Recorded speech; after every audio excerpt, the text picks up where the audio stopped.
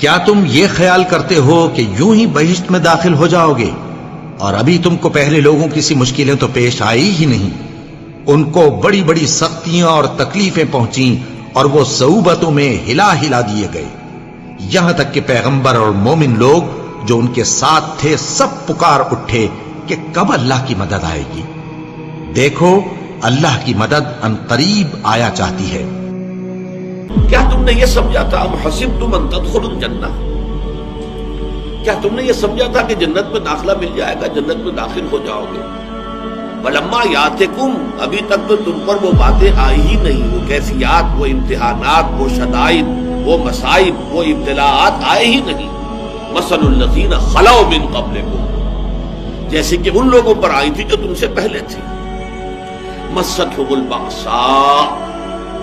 انہیں گھیر لیا آ کر سختیوں نے۔ سختیاں ہر طرح کی ہو سکتی ہیں، لیکن خاص طور پر باسا کا لفظ آتا ہے فقر اور فاقہ، بھوک کی سختی۔ والضراء، اور تکالیف،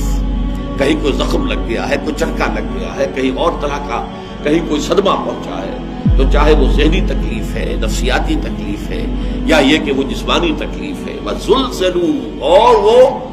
ہلا مارے گئے، گویا کہ ان کو اچھی طریقے سے اللہ تعالیٰ نے آزمایا، جھنجھوڑ ڈالے گئے، زلزلوا، جھنجھوڑ ڈالا۔ حتیٰ یقول الرسول والذین آمنوا معہ، یہاں تک کہ کہہ اٹھتے تھے وقت کے رسول بھی اور ان کے وہ لوگ بھی جو ان کے ساتھ ایمان لائے تھے، متی نصر اللہ، اللہ کی مدد کب آئے گی؟ الا ان نصر اللہ قریب، تب انہیں یہ نوید سنائی جاتی تھی، نوید جانفزا، یہ خوشخبری کہ اللہ کی مدد قریب ہے۔ وہ دور وہ تھا جبکہ فزیکل پرسیکیوشن شدت اختیار کر گئی تھی، مارا جا رہا تھا، پیٹا جا رہا تھا، غلاموں کو خاص طور پر حضرت بلال پر جو بیت رہی تھی باپ کے علم میں ہے، حضرت خباب بن الارت کو دیکھتے ہوئے گاروں کے اوپر لٹا دیا گیا، حضرت یاسر، حضرت سمیہ رضی اللہ تعالیٰ عنہما کو جو شہید ہی کر دیا گیا شدید ترین ٹارچر کے بعد۔ تو یہ جو حالات تھے کہ جن سے اہل ایمان دو چار تھے اس وقت، تو کچھ لوگوں کے دلوں میں کوئی اشتراک پیدا ہو گیا، ارتعاش سا پیدا ہو گیا ان کے اعصاب میں، اور حضور کے پاس حاضر ہوئے۔ یہ بخاری شریف کی روایت ہے، اور اس کی راوی کون ہے؟ خباب بن الارت، جن کے ساتھ وہ واقعہ پیش آیا تھا کہ ننگی پیٹھ انہیں دہکتے ہوئے انگاروں پر لٹایا گیا تھا کہ وہ پیٹھ کی کھال جلی اور اس کی چربی پگھلی تو اس سے وہ انگارے ٹھنڈے ہوئے۔ اس درجے جو ہے تعذیب، اس درجے ٹارچر سے جو شخص گزرا تھا، اس نے اگر آ کر کہا ہے، حدیث کے الفاظ یہ کہ حضور اس وقت خانہ کعبہ کی ایک دیوار کے سائے میں اپنی چادر کی ٹیک لگا کر آپ استراحت فرما رہے تھے، تو ہم حاضر ہوئے، ہم نے عرض کیا حضور اب تو یہ مصائب ناقابل برداشت ہوتے جا رہے ہیں، الا تدعو لنا، آپ ہماری دعا نہیں کرتے کہ اللہ تعالیٰ کی طرف سے نصرت آ جائے؟ تو حضور نے بھی کچھ اظہار ناراضگی فرمایا، آپ اٹھ کر بیٹھ گئے اور آپ نے کہا خدا کی قسم تم بہت جلدی مچا رہے ہو، تم سے پہلے کے لوگوں پر تو وہ مصیبتیں آئیں جو تم پر ابھی آئی ہی نہیں ہے۔ تم سے پہلے جو امتیں تھیں جو ایمان لاتے تھے رسولوں پر، ان کا تو یہ بھی ہوتا تھا کہ زندہ آگ میں جلا دیے جاتے تھے، یہ بھی ہوتا تھا کہ لوہے کے کنگھوں سے ان کی ہڈیوں پر سے ان کے گوشت کو کھرچ لیا جاتا تھا، یہ بھی ہوتا تھا کہ ایک گڑھا کھود کر ایک آدمی کو گاڑ دیا جاتا تھا اس میں، اور پھر اس کے سر کے اوپر آرا رکھ کر چیرنا شروع کرتے تھے اور پورے جسم کو حصوں میں تقسیم کر دیتے، لیکن پھر بھی وہ ثابت قدم رہتے تھے، تو جلدی بچا رہے ہیں۔ خدا کی قسم وہ دن آ کر رہے گا کہ ایک سوار صنعاء سے حضر موت تک سفر کرے گا اور اسے سوائے اللہ کے کسی کا خوف نہیں ہوگا، لیکن بہرحال وقت لگے گا، تو اللہ تو ظاہر کر کے رہے گا ان کو کہ جو سچے ہیں، واقعی صادق الایمان ہیں، اور ان کو کہ جو جھوٹ موٹ کے ہی مومن بنے پھرتے ہیں، جو حقیقت میں مومن نہیں ہے بلکہ صرف یہ کہ انہوں نے ایمان کا لبادہ اوڑھ لیا۔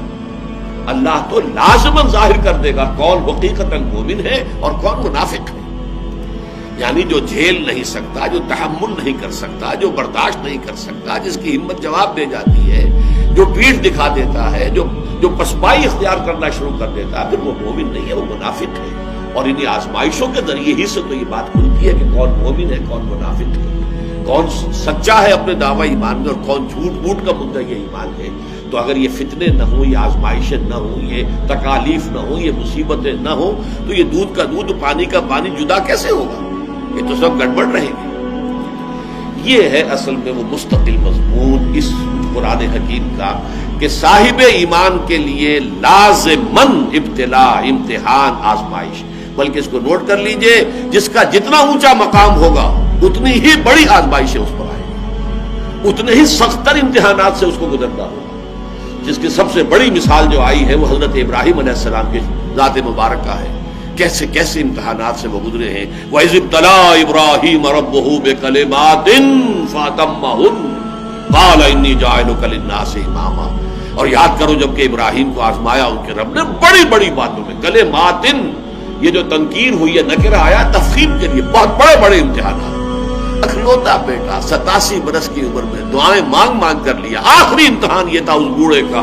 اس ضعیف کا، 87 برس کی عمر میں بیٹا ہوا ہے، اور اب 13 برس کا بیٹا ہو گیا ہے، وہ بوڑھا 100 برس کا اور اکلوتا بیٹا۔ فرمایا ذبح کر دو، اور وہ ذبح کرنے کے لیے تیار ہو گیا۔ یا ابراہیم قد صدقت رؤیا انا کذالک نجزی المحسنین، گویا کہ ممتحن جو ہے اس کی بس ہو گئی ہے، جس کا امتحان لیا جا رہا تھا